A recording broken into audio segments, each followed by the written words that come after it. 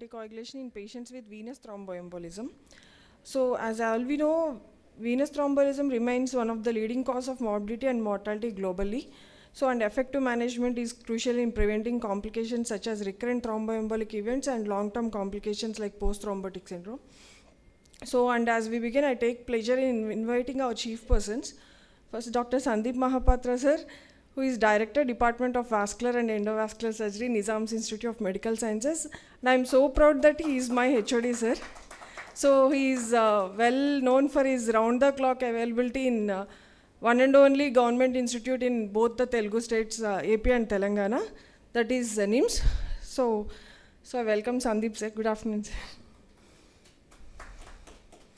And Dr. Raju Menon, sir, Clinical Director, Cardiology, Institute of Cardiac Sciences and Research, AIG Hospitals. Good afternoon, sir. And Dr. Rekha Paladgu, ma'am, Senior Consultant, Nephrologist and Renal Transplant Physician, AIG Hospitals.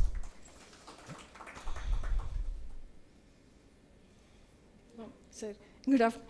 Vamsi Krishna, sir, Director and HOD, Medical Oncology, AIG Institute, Gachibowli.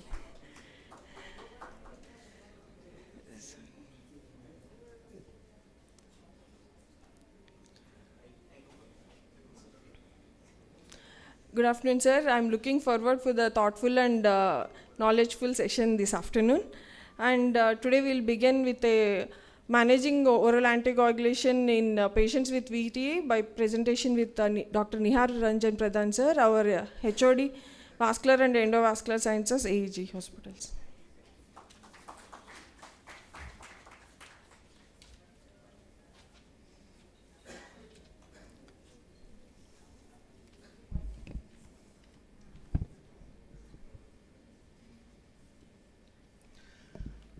Good afternoon, everybody. Thanks with a short notice, nice gathering, and a lot of people also coming, joining with us. And special thanks to Professor Sandeep Mahapatra. It's a working day, has taken a leave to attend here. Thanks a lot. And thanks Dr. Rajiv Menon, Dr. Usa, and as well as Dr. Vamsi, and the individual departments responding very well. And don't forget, after the presentation we'll have a nice discussion. Whatever the queries, please ask us, and particularly to our resident doctors, any doubt, anything, because we are getting call on and off from the departments, across all departments. Patient is getting discharged, what anticoagulation we should give. Patient has joined and patient has developed DVT, what we should do. So I'll try to cover up in detail, and few slides as given from the Pfizer company also, and I'll try to, don't go to all detail, but mainly basic I'll tell. So this is the disclaimer. So outline will be acute phase management, extended management, management of venous thromboembolism in CKD, managing oral anticoagulation in frail patients, cancer-associated thrombosis, and summary. So this is a patient, 50-year-old athlete, presented to our emergency room with asymmetric lower leg pain after an intense calf workout. The athlete engaged in competitive sports in the age of 15 years, and he denied long-distance travel, immobilization, surgery, smoking, or prior malignancy. He consumed protein supplements for lifestyle requirement. His height was 5 feet 11 inch and weight was 92 kg. So a couple of weeks prior to presenting to our emergency room with calf pain, the athlete had more than doubled the weight used in his calf raise exercise. So after this intense workout, the athlete immediately felt sore in his calves. On examination, the athlete was noted to have tenderness along the right calf with no palpable veins. He had good strength and range of motion of his lower leg, but demonstrated pain around score 7. His vital signs were unremarkable, with no tachycardia or respiratory distress. Routine laboratory tests revealed moderate CKD with creatinine clearance 42 ml per minute. a lower extremity venous ultrasound examination was performed and revealed DVT in his right peroneal and posterior veins. So approach to DVT.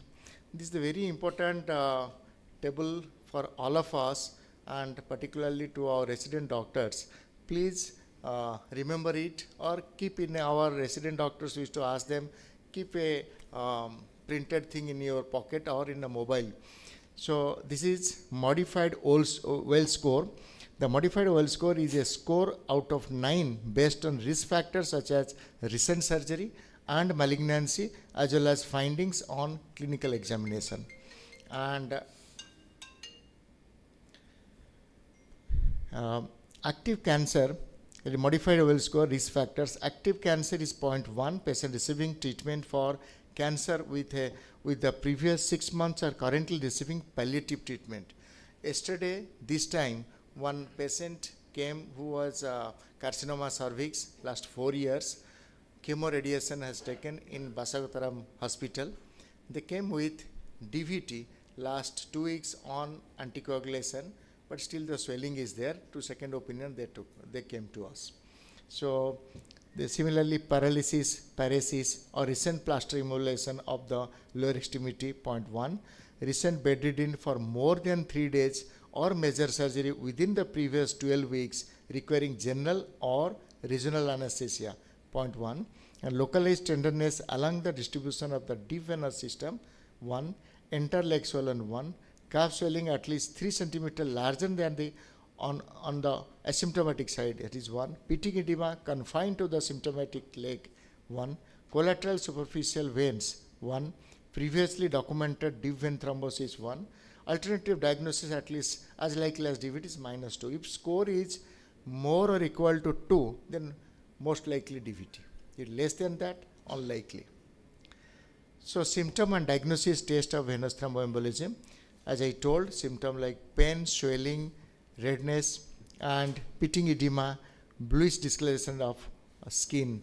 And diagnostic tests are patient history and clinical finding, D-dimer assay. Imaging studies, most commonly is the venous Doppler. And if patient is having difficulty in breathing, CT, pulmonary angio, or and MRI leg if necessary. So P, all we know for acute dyspnea, hemoptysis, pleuritic chest pain, palpitations, then again D-dimer assay, chest radiograph, and CT pulmonary angio, lung scanning, echocardiography, MRI, and ECG. So proposed deep vein thrombosis diagnosis and management algorithm. The lower limb DVT suspicion, then you have to elicit first clinically the probable assessment, that modified well score. If it is DVT likely, then go for complete venous ultrasound, proximal DVT, then straight go for treatment, and isolated distal DVT, that is high risk recurrence, and then you go for 3 months anticoagulant. If it is low risk recurrence, again treatment surveillance of 4 to 6 weeks, and again repeat ultrasound. And if the DVT unlikely, do D-dimer test. If D-dimer is positive, then complete venous ultrasound, and then go to that side in the proximal DVT or distal DVT accordingly. If negative, then there is no DVT, then no anticoagulation treatment. But if a patient is having some cellulitis or lymphangitis, then accordingly we have to treat anticoagulation or compression bandage accordingly. So anticoagulants for the treatment and prevention of recurrent venous thromboembolism. Initial treatment first 5 to 21 days, long-term treatment first 3 to 6 months, and extended treatment following initial 3 to 6 months. So here the novel oral anticoagulant in that group apixaban, dabigatran, rivaroxaban, edoxaban is not available in our country, and traditional vitamin K antagonist, where the doses is apixaban 10 mg twice daily for first 7 days, followed by 5 mg twice daily, and long term 2.5 mg twice daily. Dabigatran is 150 mg twice daily, preceded by low molecular heparin 5 to 10 days. Low molecular heparin, if you are giving enoxaparin 1 mg per kg body weight twice daily for 5 to 10 days. Similarly, rivaroxaban 15 mg twice daily for 21 days, followed by 20 milligram once daily, and in the extended dose is 10 milligram once daily. And vitamin K antagonist, always you have to keep INR in the around it will be in between 2 to 3. INR normal per person it is 1. Here we have to keep in between 2 to 3. Are all NOACs same? Navigation or evidence? There is the oral anticoagulant, the novel oral anticoagulant. It's different category when we have to use where. This is a meta-analysis of the DOACs for treatment of VTE, separate comparison with VTE-A. There is no head-to-head randomized clinical trial comparing this novel oral anticoagulant. Comparison cannot be made between individual DOACs based on this data. This is only comparison between the traditional vitamin K antagonist with the NOACs, like this Amplify study for APIC7 is the 6-month study, Einstein study 3, 6 and 12 month. Here in both Amplify and Einstein DVT-P, I was a part of the co-investigator. It was promising drugs, and the Hokusai venous thromboembolism for reduction, and dabigatran recover and recover 2. It is for 6 months both. So all the results, if you see, the risk ratio of the bleeding, major bleeding is as per the Amplify study, APIC7 is lowest, then followed by rivaroxaban and dabigatran. So efficacy and safety of NOACs versus vitamin K antagonist in acute venous thromboembolism. So if you'll see here, major bleeding risk, head-to-head studies do not exist. Therefore, comparison between agents cannot be made. But still, if you'll see the VT recurrences and the major bleeding in the NOACs, it is less in comparison to the traditional vitamin K antagonist. Is the Einstein study, as I told, the Hokusai, Recover 1 and Recovery 2, and Amplify study. The Amplify study, the risk is less in comparison to others. So what does the real world evidence suggest? So APIC7 versus warfarin, if you'll see, as I already told in the table, the risk of bleeding, major bleeding, and also in the recurrent VT, it is less in comparison to vitamin K antagonist. What does the evidence suggest? Similarly, in the comparable 16% relative risk ratio in comparison to 69% major bleeding in the vitamin K antagonist. So efficacy and safety of NOACs versus vitamin K antagonist, it is yes. So risk of recurrent venous thromboembolism and bleeding with APIC7 compared with rivaroxaban, an analysis of real world data. Here it published in 2021 in Annals of Internal Medicine. It is a retrospective new user cohort study of patients with with venous thromboembolism who had at least one prescription dispensed for APIC7 or rivaroxaban from 1st January 2015 to 30 June 2020. So this incidence score depicting the risk of recurrent venous thromboembolism or major bleeding. Here, if you see, the bleeding risk with APIC7 was less. So conclude, adults with venous thromboembolism who initiated APIC7 had a lower rate of recurrent venous thromboembolism and intracranial and gastrointestinal bleeding events compared with rivaroxaban. It was low. APIC7 has superior effectiveness and safety compared with rivaroxaban and may provide guidance to clinicians and patients regarding selection of an anticoagulation for treatment of venous thromboembolism. So APIC7 shows equivalent efficacy in prevention of recurrent venous thromboembolism but decreased risk of major and minor bleeding events compared to with the rivaroxaban. So NOACs for the management of venous thromboembolism in chronic kidney disease. So again, if you see here, it is non-fatal and venous thromboembolism according to age, renal function, and the body weight. If you see here, the overall 59 out of 609 patients. Here the age group was less than 65 years as 39, and in between 65 to 75 as 13. Here if you see the renal impairment, 7 patients were severe to moderate, mild is 14, and normal renal function was 38.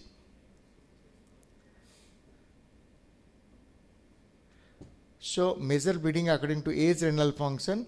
So as I told, apixaban was associated with lower risk of recurrent VTE, and this is compared with warfarin among venous thromboembolism patients with CKD. So 29,000 plus patients with venous thromboembolism and CKD. You will see here CKD stage 3 around 106 patients in the apixaban range, and warfarin it was 225 patients in the taken in the comparative study. And what they found, dose of NOACs in the treatment of acute and long-term venous thromboembolism with CKD, the apixaban creatinine clearance more than 50 ml to less than 15 ml. It was the risk of bleeding was low. So 10 milligram twice daily for 7 days, and traditional dose we can give even if with the creatinine clearance more than 50 ml per minute. And if we compare to other NOACs, we have to reduce the dose. So risk of recurrence and bleeding among VTE patients stratified by obesity status in 1,55,000 patients analyzed with Cox regression. This table no need to go so detailed. This is just evidence based. So stopping anticoagulation increased risk in unprovoked venous thromboembolism with non-surgical transient risk factors. Here, if you will see, patients with non-surgical transient risk factor are also at risk of recurrences. But with the NOACs, it has come down. This is the American Society of Hematology. These are 2020 guidelines for management of venous thromboembolism, treatment of DVT and pulmonary embolism. As I told already, the decision of primary treatment, then secondary prevention. 3 to 6 months is the primary treatment, and this the secondary prevention is planned indefinite duration depending on the cause of the DVT. If it is a prothrombotic status is high, like protein C, protein S, antithrombin 3 deficiency, then we have to give unlimited, that means almost lifelong. It's a nice 2020 choice of anticoagulation for extended treatment, where if the treatment is continued beyond 3 months, the first option for most people should be to continue the current treatment if it is well tolerated. The committee agreed that if the current treatment is not well tolerated, or the clinical situation or person's preference have changed, consider switching to apixaban if the current treatment is a direct acting anticoagulant other than apixaban. So amplify extension, that is 12-month double-blind placebo-controlled extended treatment study, where already I told the dose is apixaban 2.5 mg twice daily, it is, and 5 mg twice daily, depending on the patient's thrombus load and as well as the patient's body weight. So as I told, this is the extension study, that is number needed to treat NNT, where it is 14 and NNH is 200 placebo control. So here the efficacy and safety of DOACs versus placebo in extended venous thromboembolism treatment. The amplify extension study, apixaban 2.5 mg twice daily. Similarly, Einstein study, where the rivaroxaban was there for the 10 milligram once daily for the extended dose. So coming to our case, the patient was started with apixaban 10 milligram twice daily for 7 days as initial treatment on OPD basis. Treatment on apixaban was continued for the first 3 months at 5 milligram twice daily. Follow-up was done at 3 months by the consulting doctor for continuation of treatment. Extended treatment with apixaban was continued to avoid recurrence of venous thromboembolism with apixaban 2.5 milligram twice daily as the patient was on intense physical activities. But we cautioned him, don't go so intense because muscle tear and hematoma risk is high, anybody with on anticoagulation. So coming to the fragile patient, similarly, creatinine clearance less than 50 ml per minute, age more than 75 years, body weight less than 50 kg. Increasing age and renal impairment are risk factors for venous thrombosis, but also for anticoagulation induced bleeding. So age alone is a determinant for outcome of pulmonary embolism. Patients who are elderly or have renal failure tend to have more comorbidities which makes it difficult to manage anticoagulation therapy. Anticoagulation for venous thromboembolism in fragile patient. So as I told, increased age and renal impairment are risk factors for venous thromboembolism, but also for anticoagulation induced bleeding. So for that we have to be cautious, because this presentation only oral anticoagulation, but now the mechanical thrombectomy device has come. So where we can remove the, if there is thrombus load is very high. Yesterday's our patients also we are thinking, keeping in mind, if in 1 week the reduction of venous thromboembolism has not reduced, then we can do mechanical thrombectomy also. So coming to cancer associated thrombosis, as I told already, venous thromboembolism in patients with active cancer is common and associated with high recurrence and mortality rates. The risk of venous thromboembolism is up to 54-fold higher in patients with cancer compared with those without. 15% of patients with cancer experience one or more episode of venous thromboembolism during the course of their disease. So one of few years back, one of our medical oncologists, when a patient come with DVT and we found out that is cancer positive, because any patient unprovoked DVT more than age of 50 years, we have to search, is there any malignancy anywhere? So then when I used to refer him, he used to tell, Dr. Nihar, you are referring more patients of advanced cancer than us sending. So patient presented with acute DVT and there is no provoked, already I told in the well score, then we have to search any malignancy anywhere is there. So NOACs for cancer associated venous thromboembolism meta-analysis. Already I told NOACs seem to be as novel oral anticoagulant, as effective as convenient venous vitamin K antagonist. And this is the amplified study sub-analysis by cancer status, where the measured bleeding is less in comparison to vitamin K antagonist. This Caravaggio is the study background, though the major guideline for the treatment of acute cancer-associated venous thromboembolism has recently added edoxaban, rivaroxaban along with low molecular heparin. There are limited data for apixaban. The combination of both high risk of recurrent venous thromboembolism and bleeding in patients with cancer continues to require additional studies on efficacy and safety of anticoagulation treatment. The clinical benefit of DOACs is limited by the high risk of bleeding, mainly occurring at GI site. The trial design and patient baseline criteria, these are all the types of cancer they have taken: colorectal, lung, breast, genitourinary, gynecological and pancreatic, upper GI, and head and neck cancer, bone and soft tissue cancer, skin melanoma and melanoma and other hematological malignancy also. The Caravaggio apixaban versus low molecular heparin, the comparative study, the major bleeding and major GI bleeding, it was in comparison to the traditional anticoagulation with apixaban, it was low. We used to give low molecular heparin before any before giving this apixaban, before apixaban came to the picture, and we knew that it is well for the malignancy patient. To summarize, in the amplified trial, apixaban showed comparable efficacy and significantly low major bleeding rate, and amplify extension trial 2.5 milligram twice daily super efficacy with similar incidence of major or bleeding, and meta-analysis study with apixaban show equivalent efficacy in prevention of recurrent venous thromboembolism in cancer-associated DVT. So in fragile patients, apixaban has showed comparable efficacy and significantly low major bleeding rates, and oral apixaban showed non-inferiority or than the dalteparin, and particularly the bleeding risk. And patients with cancer-associated thrombosis who are eligible for treatment with oral direct anticoagulants, including patients with gastrointestinal cancer. Thank you. I'll be very happy for the question, and it is to the chairpersons.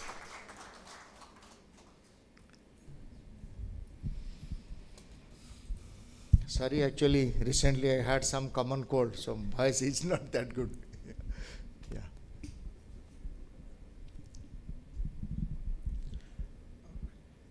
Excellent talk by Dr. Nihar Ranjan Pradhan sir, and we really enlightened by his talk on usage of the drug in certain select group of patient where it is also found to be useful. Like sir has highlighted the usage of the drug in cancer associated thrombosis cases, the usage of the drug in renally impaired cases.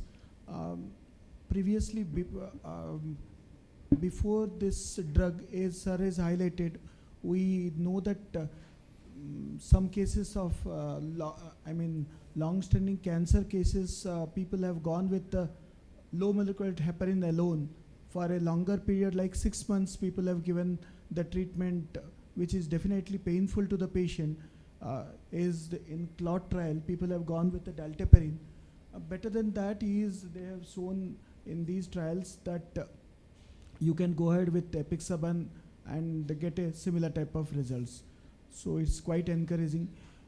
In my clinical practice, if it is like a open forum discussion, we can get some idea, like when the drug interaction comes into picture, we face some trouble.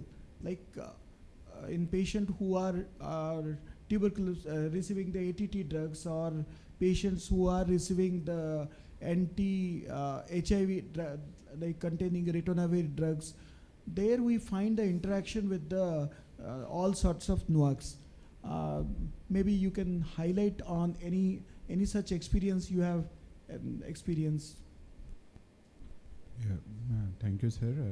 I think, as you mentioned, Dr. Nihar has highlighted exactly the indications which were considered contraindications about 10-15 years back. Actually, I remember vividly one patient who had CA cervix and then DVT. That was the time when this trial came out. So we started with low molecular weight heparin. She was so upset that every day she is taking 2 injections. And after about 2 months, then we said, okay, you can change over to DOAC. That time I think it was rivaroxaban. And then she was so happy that she can get rid of the. Yes. Again, as you mentioned, I think the issue about drug interactions are there, though most of the cases the drug interactions are quite less, but any of these cytochrome and GP, these type of drugs like anti-tuberculous and anti-HIV drugs, they are the ones where we have to be extremely careful. And the advantage is not to monitor, but at the same time it can be a disadvantage. We really don't know what is happening. So that's the situation where probably we might have to go back to good old warfarin, so that at least we know what is happening to the INR and then manage something. That's one of the places where you would probably want to go back to oral, the previous non-DOAC anticoagulation. Yes, the very big limitation is any patient having postpartum DVT or intrapartum DVT, where we cannot give any oral anticoagulant, even if vitamin K antagonist or NOAC, still injection we are giving. But later, the lactating mother, there also the study has not mentioned the NOACs, so we are not able to give NOACs. Still again we are giving to the vitamin K antagonist, and every 2 weeks to check the PTINR. At least they'll escape from the injection, but they have to do the test. And the only problem with the NOACs is the narrow therapeutic index. Several experience, one of my experience is one patient who was on with atrial fibrillation and he was on anticoagulant, and the patient went some marriage function, he unable to take that drug. After 5 days when he came back, thromboembolism and acute limb ischemia. We did thromboembolectomy. After 2 years, I found the relatives standing outside the ICU. I told, what happened? No sir, the INR was 6. So because they are Punjabi, they are taking a lot of green leafy vegetables. So with the same 1 milligram, 2 milligram alternate days, the INR became 6 and patient had cerebral bleed. So that is the very important. And Rekha madam to thanks for the lecture, sir, and you already included data on the CKD also. Yeah. So as we all know, CKD always is a population which is not studied well with a lot of drugs. So most of the times now with the GFR of more than 30, we are comfortable with the NOACs. So less than GFR, we have less than 30, we have to be a little bit careful. But there is more data on the apixaban now. So I think more data with atrial fibrillation than DVT, but still there was a study where it included a lot of dialysis patients, and apixaban was found to be safe, like less risk of bleeding and less risk of recurrence. But the only thing with apixaban is we still don't know what is the appropriate dose, whether 5 BD or 2.5 BD is good for the CKD less than 30, or people who are on dialysis. Is still a dilemma where we are at. Yes. So as sir mentioned, places where we are not comfortable, or where monitoring is required, then better to switch to warfarin. Yes, But yes. otherwise we are also The big happy with advantage the is we DOACs. know what is happening. Right. We can reverse it with vitamin K injection, and as well as here we have reversal agents are available now, though it is little costly. But if somebody is on their oral anticoagulants, like this Pfizer's, they are giving that reversal agent free for their patient. So that way we can get, but still it is costly compared to the vitamin K injection. So any question from the audience? Yeah, Dr. Vamsi, again I will come back to Not Dr. sure Vamsi. if apixaban reversal is available. I think that's not available in India. Only dabigatran it's not available, right? Yeah. Nexlet alpha is not yet available. I think what's important for us is, at least with so many DOACs coming up and always that confusion remaining, some clarity on where we do not use DOAC. At least now few are still left. Most of them, again, by trials it has been shown that we can use. And which DOAC to use where. So, and a simple way of remembering is, generally apixaban scores over all the DOACs in most of the situations. So that can be a general rule. One place where dabigatran is better than apixaban is when patient is having a non-valvular AFib and patient is having stroke. There are series of cases we ourselves have experienced where patient develops CVA on apixaban, and you change over to dabigatran, and then their TIAs and strokes come down. That's one place where it's useful. If a patient prefers a single daily dose, then probably rivaroxaban will be better than apixaban. Yes. In the advantage sometimes can be a disadvantage is if you the chances that you might develop thromboembolic complication is high compared to warfarin, because if you have missed warfarin, still that effect will last for another 3 to 5 days. Yes. But you miss a DOAC, within 24 hours you might have a thromboembolic episode. So one of the trials, the Invictus trial, one of the reasons they say warfarin was better than DOAC is because of this particular issue, the immediate reversal of that particular drug. I think DOACs and VT, there will be thousands of questions. I think we should open up for audience. They'll have so many doubts, which one to do, how to change over, when to start, low molecular weight heparin, unfractionated heparin, warfarin. I think we'll open up the forum, and it can be a very interactive discussion. Yes, please.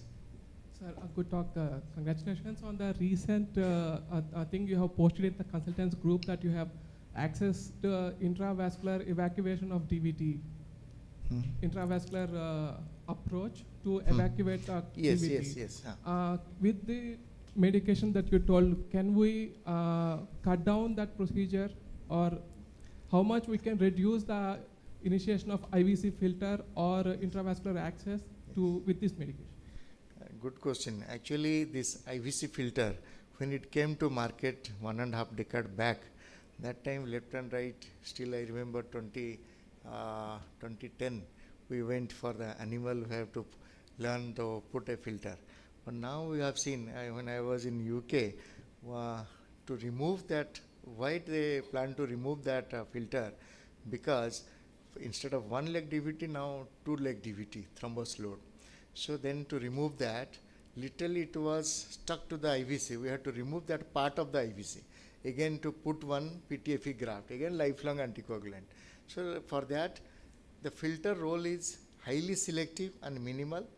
Permanent filter is again extremely highly selective.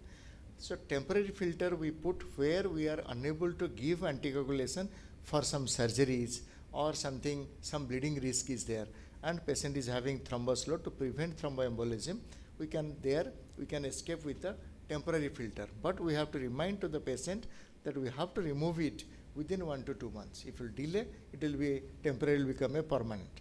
And still, temporary filter also, out of 10, 1 may have trouble, it may not come back. That we have to explain to the patient. So selective patients in the. And again, the mechanical thromboembolectomy, we have kept selectively for those patients where the thrombus load is very high. So thrombus gangrene risk is there. So, and the second is, if we'll do mechanical thrombectomy, the thrombus load is reducing, the post-thrombotic syndrome is less in comparison to the same patient. Thrombolysis also. One of my patients almost 8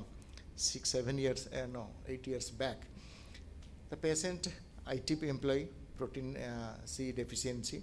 So 1 leg DVT, we did traditional, that time this rivaroxaban was Einstein study, it was in the picture. So giving injection enoxaparin, then rivaroxaban continued.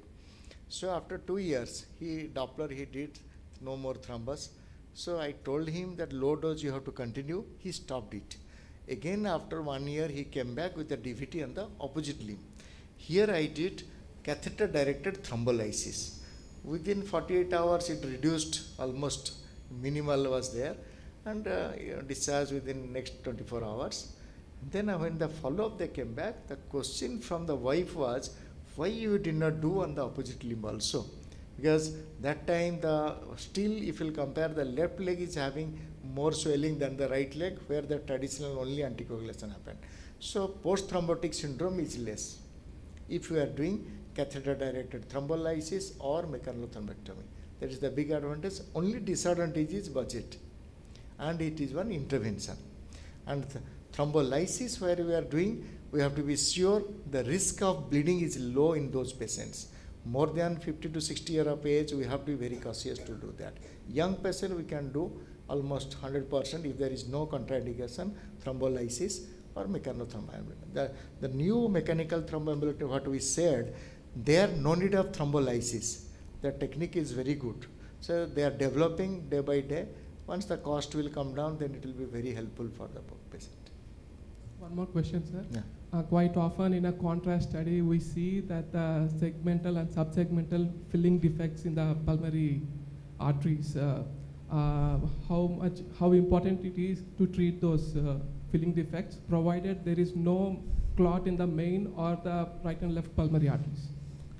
So all we know that there is risk of thromboembolism from the DVT, but primary pulmonary thrombosis risk is also there. Around 30 to 70% of PE also, it might be primary. So those patients, if there is a primary thrombosis unnoticed, and we are in the CTPA, we are seeing there is partial thrombosis there. Regular anticoagulant is sufficient, but when there is main trunk is blocked, then we need to have intervention. What sir is saying? Yeah, absolutely. So now the classification is based on the clinical presentation. So you tell high risk PT, intermediate risk, low risk. High risk is where patient is in shock. There systemic thrombolysis. Intermediate risk is where patient has RV dysfunction or elevated enzymes or both, but there is no shock. Low risk is where the patient, like what you said, segmental or subsegmental, only some breathlessness, you have done a CT scan that shows pulmonary thromboembolism, but neither troponin is elevated nor BNP is elevated and there is no RV dysfunction. So high risk, thrombolysis, low risk, only anticoagulation. Intermediate risk, you again divide into high intermediate or low intermediate.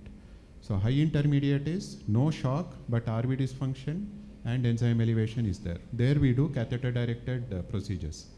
So it can be either catheter directed thrombolysis or a catheter directed thrombectomy. Low intermediate, again anticoagulation. Low risk, anticoagulation. So the guidelines are very clear. It's not what you just see on the CT which matters. It's the clinical presentation along with CT which you need to take into consideration. So any hematologist is here? No. Okay. So yeah, ask the question. Thank you for beautiful talk, sir. I am from Department of Geriatric Medicine. I have a simple doubt. So usually patient of 70, more than 70 age, they usually have a embolic episode already, a stroke already, and patient is on atrial fibrillation already. So usually for the prevention of the embolic episode, we give an antiplatelet. And for AFib, there's also need for an anticoagulation. So do we need to give the both drugs? Because there is also higher risk of bleeding in more frail patient. So the both drugs are necessary, or if anyone can answer? I think fibrillation atrial Advantage is Dr. Chaitanya has come there, so he can help us. Chaitanya will answer your question.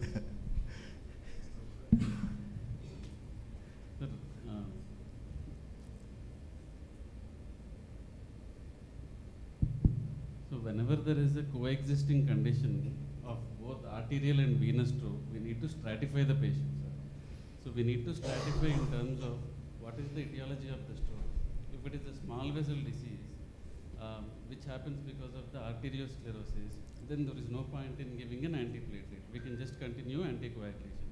If it is an atherosclerotic vascular disease with a large artery atherosclerosis, intracranial or extracranial with a coexisting coronary artery disease, atherosclerotic, then we need to continue antiplatelet and anticoagulation. So it really depends on what is the pathology that is that we are treating, more than the syndrome what we are treating. If the patient develops bleeding, so what should we stop or should not we stop? I mean, it again depends on where the bleed is. If we are talking about a cerebral amyloid angiopathy, or if we are talking about a basal ganglia bleed, which happens because of the hypertension. So basically these hypertensive bleeds are less likely to be life-threatening. Bleeds which happen because of cerebral amyloid angiopathy are more likely to. So again, it depends on if we are trying to treat an arterial stroke or a venous stroke. So what is our priority of treating? Are we trying to treat an arterial stroke, or are we trying to treat a venous stroke? It really depends on the context where we have to treat. Thank you. And So whenever we are using a combination, always better to give a combination of clopidogrel with apixaban. That is generally better, the safest usually. And as Chaitanya mentioned, both can produce bleed, and you have to stop both initially when the bleed has occurred. What you restart depends upon what the primary diagnosis was. Say somebody had angioplasty about 4 years back, and now he has chronic AFib. This is a situation where probably you would want to give anticoagulation rather than an antiplatelet therapy. Say neurologically he doesn't have anything to decide between anticoagulation and antiplatelet. Versus 3 days back patient had a stenting done and now has come with a bleed. And he also has probably indication for anticoagulation. There you can't stop antiplatelet. So you would want to err on the side of not giving anticoagulation and just give antiplatelet. So you need to individualize the patient. There are no easy answers to any of these questions. So Dr. Vamsi, what problem you are facing on DVT patient for your, because your patient on chemotherapy and as well as anticoagulation. You will be calculative all the hemoglobin, platelet and everything. So how you are managing those patients? So the biggest challenge is in untreated malignancies. Usually we are seeing it during, before diagnosis, rarely during diagnosis. We manage with the DOACs now because it is easier to give, and also the fact that you are giving so many treatments already concurrently. And to add one injection every day is not easy. So other important thing for everybody to remember in at least oncology is that you could have another cause of venous compression. You could have the tumor itself compressing the venous, the veins. So it is not necessary that every patient with edema is only because of a DVT. Similarly, in a post-treated patient with pelvic radiation, you could have that pelvic radiation leading to lymphedema. So you have to always make sure that you are not missing out a lymphedema or a DVT, vice versa. So your patient where the platelet is reducing or TLC is low, so there what type of articulation you prefer? So I think it's a bit of a myth that all cancer patients have low platelets and low counts. It happens in few patients only. Typically in solid malignancies, we don't want those platelets to fall. So we make sure that we are giving enough doses so that the platelets don't fall. It's not very often that we see this situation that you have a DVT and low platelets. If it is there, you try to get the platelets up and then go ahead with the anticoagulation as required. There I prefer to give an enoxaparin injection till it is and low dose. Yeah.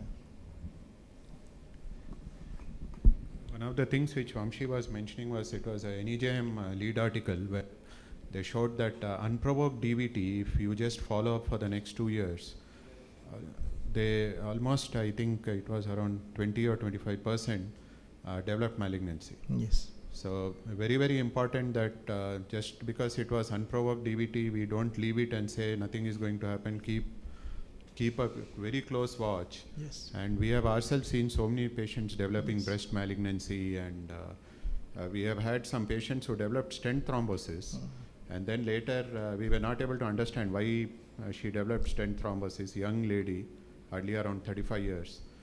And after about 6 months, she had a ductal carcinoma. Actually, now almost like a protocol, what we are saying, that any unprovoked DVT, elderly more than 50, 60, 70 years old, we are suspecting malignancy, we are doing PET-CT in emergency then and there. So that at least to get clear that present there is no. At least one PET scan before discharge. Tumor markers and PET scan before discharge. Yes. Too aggressive, but we did pick up few cases Yes. of malignancy. And some vasculitis also that way. Yes. So, yes.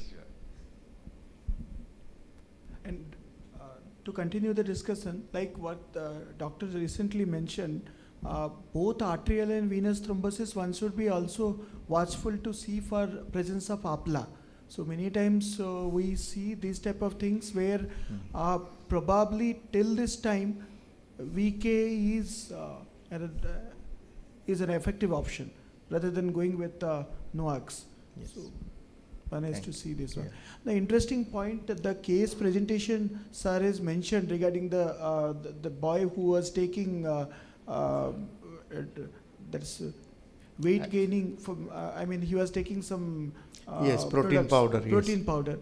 I happened to see one case which was referred from Odisha, young patient of some 20 years who presented with arterial ischemia, and nothing could be found out. We did all sorts of investigation, including those like homocysteine apply and all. Finally, we found to have, the patient was found to have arterial thrombosis secondary to intake of these type of products. Later on, we just evaluated and found to have that this association of whey protein intake and having an arterial occlusion. And patient was managed conservatively, though he was advised some sort of arterial reconstruct by angioplasty and stenting, but we could manage with the medical means, and the patient is doing good. So. Yeah. Yes, these things vasculitis might be one cause. Another is many of our gastric patients who are having say pancreatitis or something, and they are having lot of thrombosis, portal vein thrombosis and all. Those patients, if you'll say 2 years back when I joined and I discussed with our hematologist, what Dr. Wala Sahib told that better vitamin K antagonist. But now in these 2 years, apixaban we are giving, patients are also fine, and Wala Sahib also fine, that yes, we can give vitamin in this apixaban 5 milligram twice daily acute phase, then long term 2.5 mg twice daily. Yeah. Yes. How often we do this anti-factor 10 Very rarely. Any experience on this anti-factor 10 we have done in few situations, but there is no literature data to correlate it clinically. That means because anti-10A went up, somebody had a bleed, or the other way around, that because anti-10A was not in therapeutic range, patient developed thrombosis. That has not been proven, but most of the initial trials of DOAC, they used it. And the other problem is it varies from lab to lab, and nobody actually knows what should be the exact range of that anti-10A. Initially, we used to do it during that low molecular weight heparin, when we were using low molecular weight heparin. And then of course DOAC, but it is a very blurry field. We really don't know, no correlation clinically, whether we should use or not. Really it is not recommended. Thank you. Yes, please. One place where DOACs again, other than the other conditions, pregnancy and all is, there is some evolving evidence that when you have intracardiac thrombi, appendage thrombus or left atrial or left ventricular thrombus and all, VTE-A antagonists might be better compared to DOACs, and that has been what we have also seen. So patients who had some LV thrombus when we gave DOACs, patients coming with stroke and all, they hardly had any response. Whereas when you give warfarin or give low molecular weight heparin, then the chances of resolution are much higher. So that yes, most of them have shifted over to VTE-A antagonists whenever they have a intracardiac thrombi. Dr. Pagya, any question? Dr. Pagya, no. Dr. Sarath?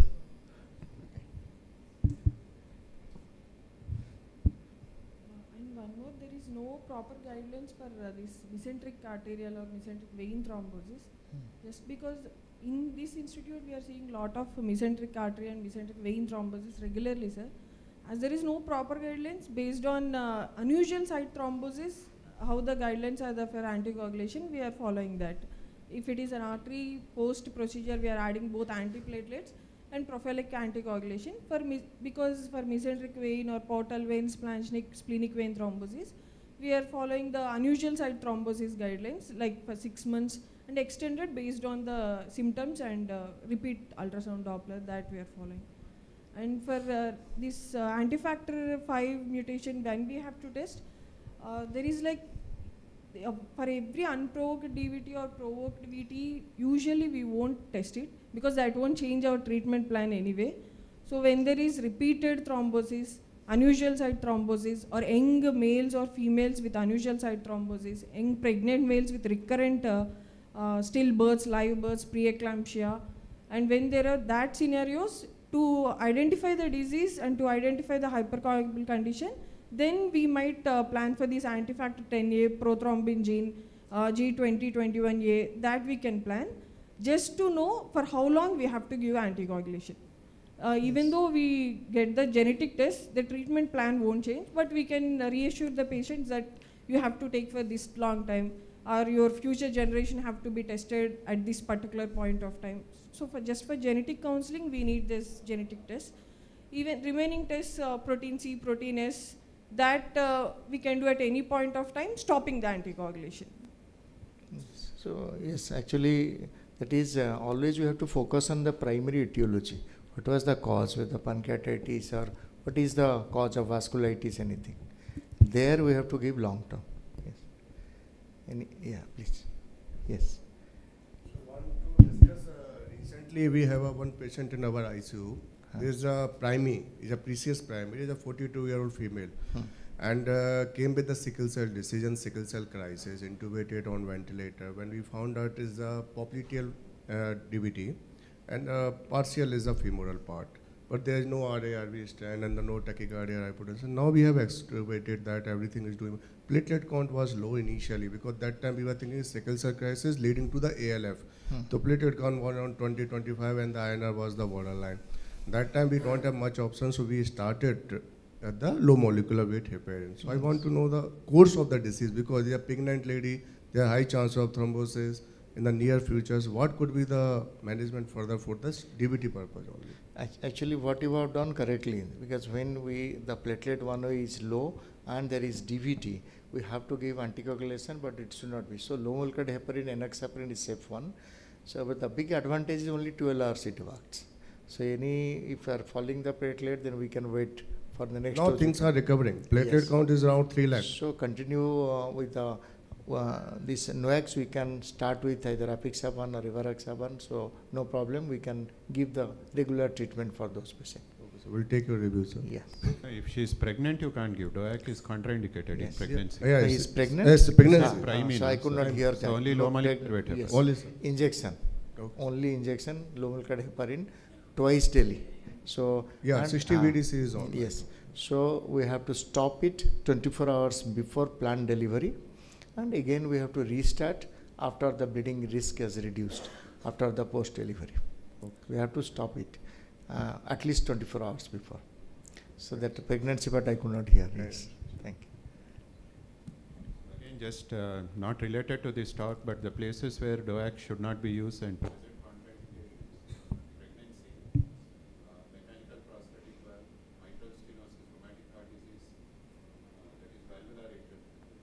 Non-valvular you can use, but valvular you don't use. And APLA, antiphospholipid antibody syndrome. Those are the places where you should not use DOACs. Yes. I'm reminded of one sort of cartoon which is there in Google, like you have RIP, rest in peace. To be honest, this vitamin K antagonist is not to be taken as RIP. Yes. There is a role to Yes, play. Yes, it is proved for more than 6 decades. So more than 60 or say 80 years now. So thing is, vitamin K antagonist role will be there. So because it is, one is cost, second is user friendly.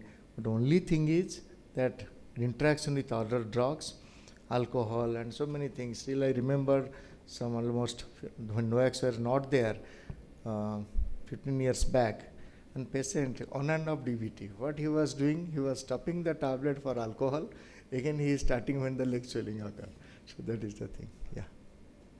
Any question? I request Dr. Pragya, please come up. And I request Dr. Rajiv Menon, Dr. Vamsi and Dr. Rekha to felicitate Dr. Sandeep. And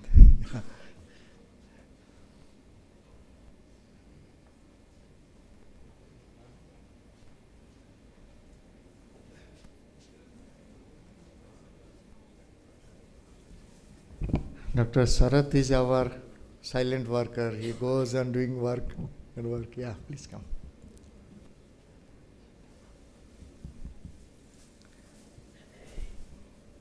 Yeah.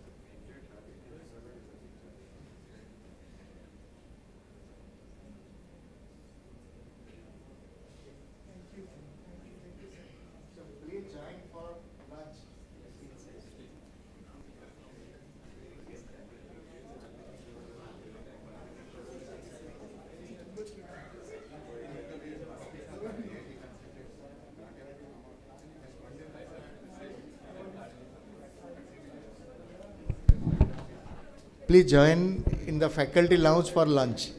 Yeah, please.